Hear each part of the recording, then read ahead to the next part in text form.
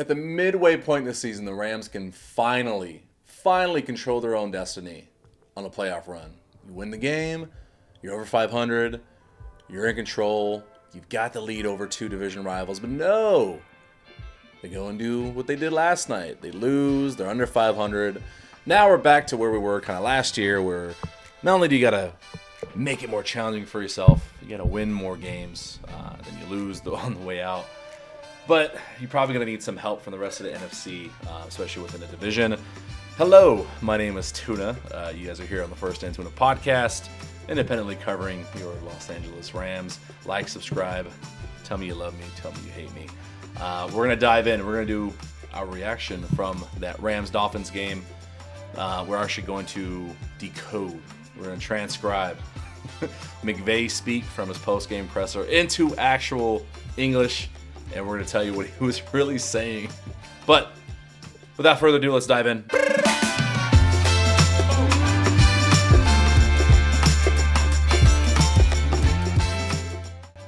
Yeah, biggest topic. I'm not gonna listen to the Stafford nonsense. Everybody talking about, oh, he's washed, oh, it's his fault. Nah, man, you'd be under fire like that the entire game. Tom Brady, fucking Joe Montana reincarnated, is not doing anything with that offensive line last night. I wonder if there was a conversation. Like, all right, they knew Havenstein was out. That's a huge issue. Your right tackle gone. Sucks. That's a one blow. Damn. Okay.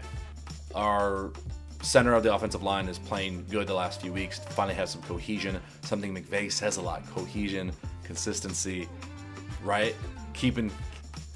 Then let's go ahead and input both of our injured starters who haven't really played since week one.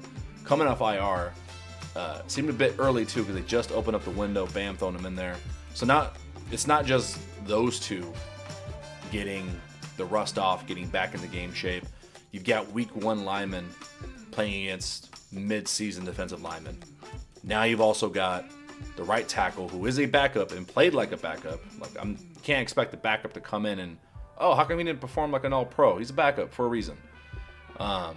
Like, no shade at you, man, but like that's his role. He's just trying to hold the water. I wonder if there was a conversation about not playing Avila and Jackson with the Havenstein injury. Was there a conversation about, okay, which one of those two is actually ready to go? Do they have enough practice reps? Like, are they in mid-season shape? Not are they in playing shape? Are they in mid-season form? Because, like, look at use a defense, for example. They looked, weeks 1 through 4 versus 5 through now. It's like two different teams.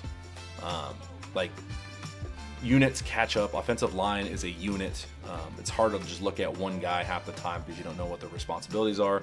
But I wonder if there was a conversation about, with Havenstein being out, which one of these two guys is actually ready. Maybe we plug in Avila because it's a guard spot. Limmer's doing great. Like, it's very detrimental to just change out center because with the high snaps, the miscommunications between, I'm not sure if it was a Stafford thing, if it was a line thing. I'm going to put more of that blame on Jackson because the center does have a lot of responsibility in coordinating with the quarterback, with the rest of the line in regards to picking up stunts, picking up blitzes, calling out the mic. That falls on him. So first and foremost, hey man, you want to be the star, you want to be the center of the offense. You're going to have to take some of the blame. I wonder if McVay wondered, like, what if we only put in Avila and give Jackson another week? Like, let's stagger the amount of change we have to do. Because now you're basically playing with a whole new offensive line. That's different. Like, every creator's talked about this, like, the first 5 weeks. There's no like, nonverbal, like, familiarity between guard and tackle, center, guard, whatever it is. Like, it's just too much change all at once, and that basically decided the game. That first and second drive, like, first play is blown up for 10 yards. Matthew Stafford has like 1 or 2 passes tipped. He had an interception that was tipped. I'm not sure what he's supposed to do, man. Yeah, I think that ultimately ended up just being the cause of the game right there. I'm kind of curious why that was the choice. Like, it was, for me at least, I didn't want to vocalize and be a negative Nelly online. But it just felt like this was a recipe for disaster. just with all those changes on the offensive line when you're finally getting going. Like, you're on a win streak. Like, keep the momentum. Totally went away from that. And the discourse online about Stafford's to blame, Stafford sucks. Hey, man. You get hit over and over. You can't trust your reads. You got no timing. The run game's not working. You're a sitting duck back there. Like, you can't 1 week love Stafford and then the next week get mad when the game doesn't go the offensive way because of things that are out of his control. Like, call me a Stafford homer, a truther, or whatever, but to sit there and blame the quarterback for the lack of time that he was able to have with receivers running open, I don't know what you expect. Like, you can't expect a miracle every single week. That's not how football works. So yeah, if you're sitting here yelling, saying Stafford's to blame, that we need to tank for a quarterback, honestly, stop watching football then, or go watch another team, because that's just like not. That's just really weird. Like this play, for example. Look at this play. Everyone's yelling like, "Oh, how come he didn't throw to Kyron? How come he didn't throw to Kyron?" Yeah, it's easy to say on the live broadcast from that side. Everything looks open. Everything looks great. I mean, it didn't. It was like, he's open. Yeah. Can Stafford actually make the throw? Can Stafford even see him the right way? Is he even aware that he can make that throw? One, probably shell-shocked, not trusting his protection. Kyron there, it's not a designed Texas route. It's not a designed option route. That's a check down, at least to my looking at it. The other thing here too, he can't even follow through in his throw. So you want him to throw basically at the head of these two Dolphins defensive linemen, right in front of them, where they've had multiple tip passes the entire game. So one, there's not a lack of confidence. There's a lack of confidence that he can even make that throw, because it hasn't been happening.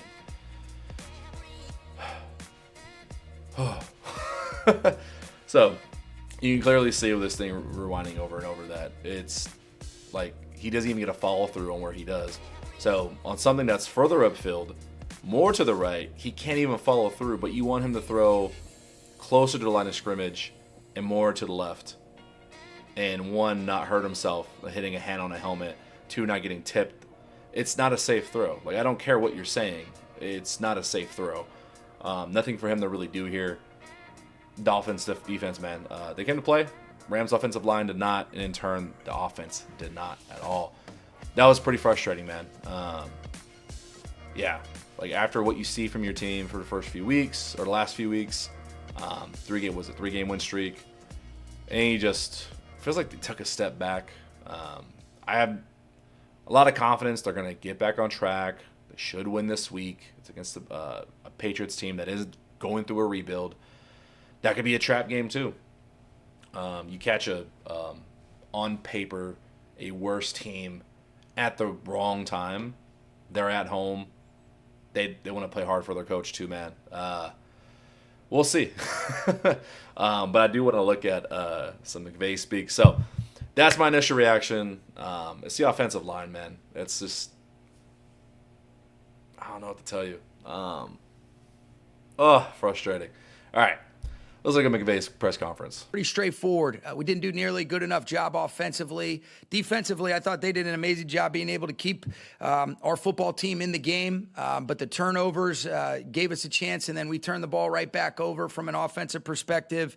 And then what he wants to say is we can't turn the fucking ball over.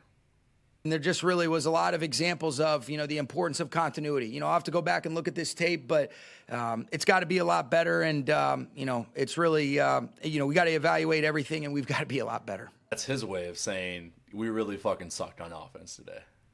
And that's why, you hear us talk about the importance of the continuity. Got a lot of respect for that defense. They did a nice job, but there was too many things that it just seemed like we were off and never gave ourselves a chance. And it's not exclusively on the line. That's, as a whole. This part interesting to me. The importance of continuity. He's never going to send shots. He's never going to call out a single player. That's not the Rams' way whatsoever. But this, I don't know if he's talking about the players not really being ready on the offensive line, stay ready so you don't have to get ready. I'm not sure if he's talking about them. I'm not sure if he's talking about the offensive line coach that said, hey, these guys are ready to go. Something didn't seem right. He's saying that's not that's not what we try to put on the field. Job, but there was too many things that it just seemed like we were off and never gave ourselves a chance. And it's not exclusively on the line. That's, as a whole, collectively, we're all in this thing together, and we'll look at it, and we've got to be able to improve, and everything's on the table. This is what he's good at. He's good at coach speak.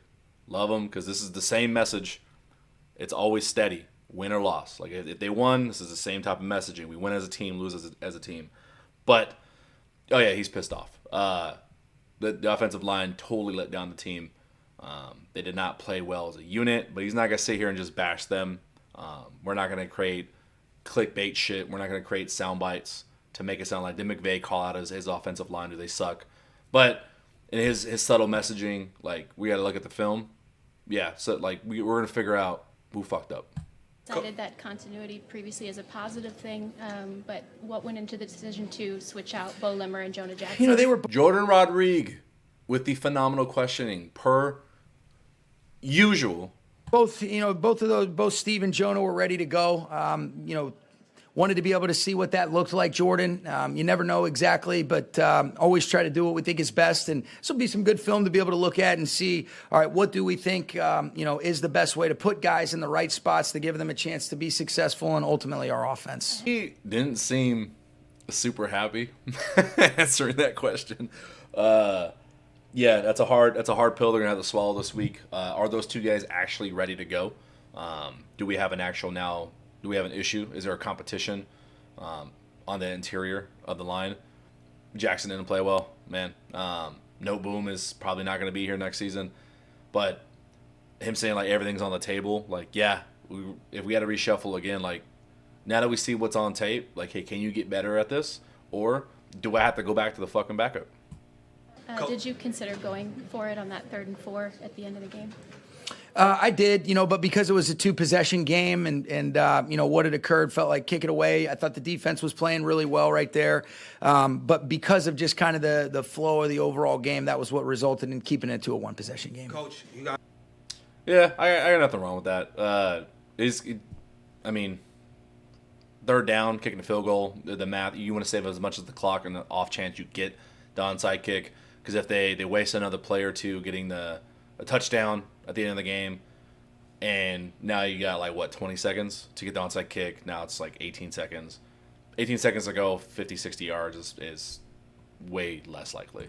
Guys played with extreme urgency coming out of the bye week. What are your thoughts around the tempo with which you all played tonight? I thought defensively I was really pleased with the way that we played. That's a really explosive offense. I thought we were able to limit them, create a bunch of negative plays, get some turnovers, give really good short fields to the offense, and then ultimately, we weren't able to capitalize. There wasn't any sort of semblance of complementary football, and that's where we have to be able to improve. And fortunately, it is a short week. Sometimes these bad tastes that you have in your mouth after a game like this, say, let's go back to work, let's really look at it, and let's come back with the right mindset and mentality on Wednesday. He's not happy, man. It's interesting because he knows the buck stops with him. This dude never shades accountability, and I love that in a leader. It's just, man. Anyways, the way he structures his post game pressers or any kind of press conference, he knows where to set accountability. He also knows where to give credit where credit's due. Again, nothing but compliments towards the defense, because you don't want to create division, man. You don't want to be in a situation where now this might be like the second game where the defense is really showing out and the offense is slow to catch up, slow to fight. Like the Seattle game, they won in overtime. Like finally, the defense kept them in the game. You don't want to create division inside the locker room. So McVay is really good of oh yeah, we got to be better. We're fucking up. Defense 100% kept us in the game. Rarely do we see your teams look sloppy. Mm-hmm. Is that accurate tonight? Yeah, I think there's been a lot of instances where really we haven't been consistent enough, especially when you just look at it from sloppy. Yeah, I mean, there was some Our offense was ugly as fuck. Execution that has to be better. And I want to be able to go back and look at the tape, but these are things that we have to be able to clean up. Looking at the tape, that is McVay speak for I'm trying to keep a level head right now. I'm going to watch the film. I don't want to tell you guys how I really feel right now. In the moment, as the offense was struggling to to get into the end zone. What was your analysis of in real time as it was happening? What was the problem? Frustration. I think just like everybody else, because there's opportunities for us to be able to execute. I do have belief in these guys, and here's the thing, you know this, Gary. We're all in this thing together. We've got to be able to look at it, and we've got to consistently figure out what's the best way to put our guys in the right kinds of spots, and trying to be able to. You see how he changes real fast to the back to unity, back to. So he won't go multiple questions with just blasting one unit, one side, one person. Like this is the third question in a row we're asking about the offense, the sloppiness. Dial it back to team. We're all one. This is all of us. That's his way of saying I fucked up. Figure out some sort of semblance of an identity. It's whatever I say is going to be an excuse. Frustration is the answer to your original question, and we have to be better. Love it. Do you think Matthew played tonight? I thought he did a good job with the circumstances. I thought kept. Not sure that's a Freudian slip there, but yeah, like I was trying to say earlier, despite the circumstances being bad offensive play, bad offensive line play.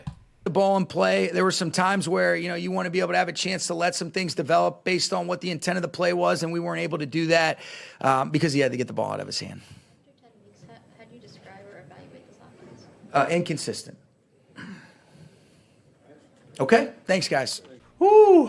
And then with a single word, inconsistent. I gotta say, man, love McVay as a leader. I wanted to do this because I watched these enough.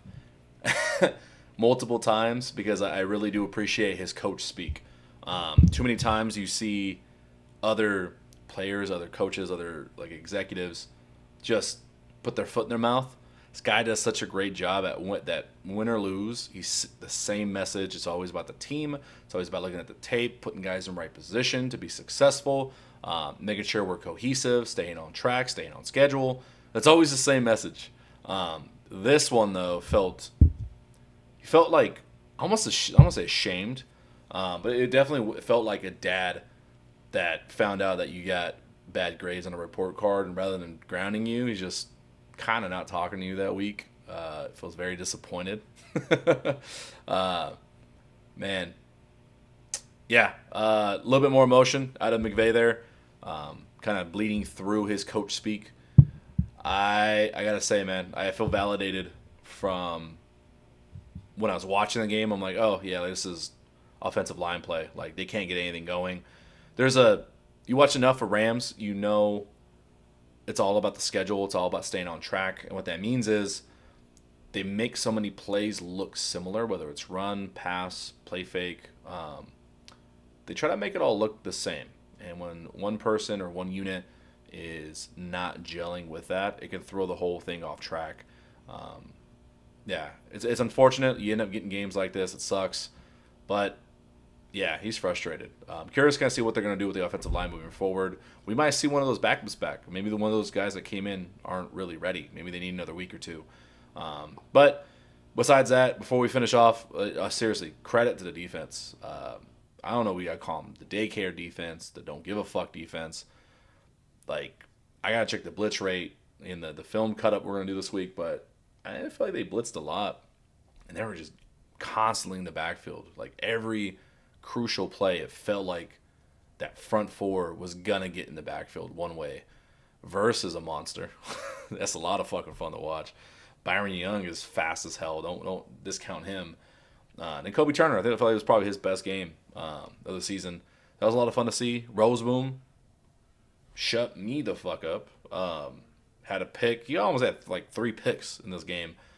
Unfortunately, kind of let down Roseboom's efforts, which is wild to say.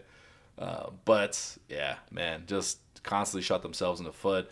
That was not Rams football. That's clearly what he's saying here. They'll be better next week. I'd be surprised they don't blow out the Patriots by 30 out of some form of punishment that McVay puts on his own team. I don't know. Anyways, yeah, that was frustrating to watch. At least your head coach is not happy either. I guess there's some solace. But yeah, we'll see how the offensive line gets better. That's just my reaction. I figured we'd have some fun. try to have some fun with it. Yeah, we'll be back tomorrow. We got 2 videos this week. We've got deeper dive, try to figure out what went wrong with the offensive line, kind of talk about a little bit, maybe find some positives of what they could build upon and what to look forward for the next week. And also we got our midseason review. I know it's just past technically midseason because we just had week 10. I wanted to have the big primetime matchup with some more good stuff to talk about, but it's more negative. Yeah, we're going to have our midseason review, look around the league a little bit, kind of see what's going on there. And, yeah, it's been fun. Love you guys. Subscribe, like, and I will see you next time.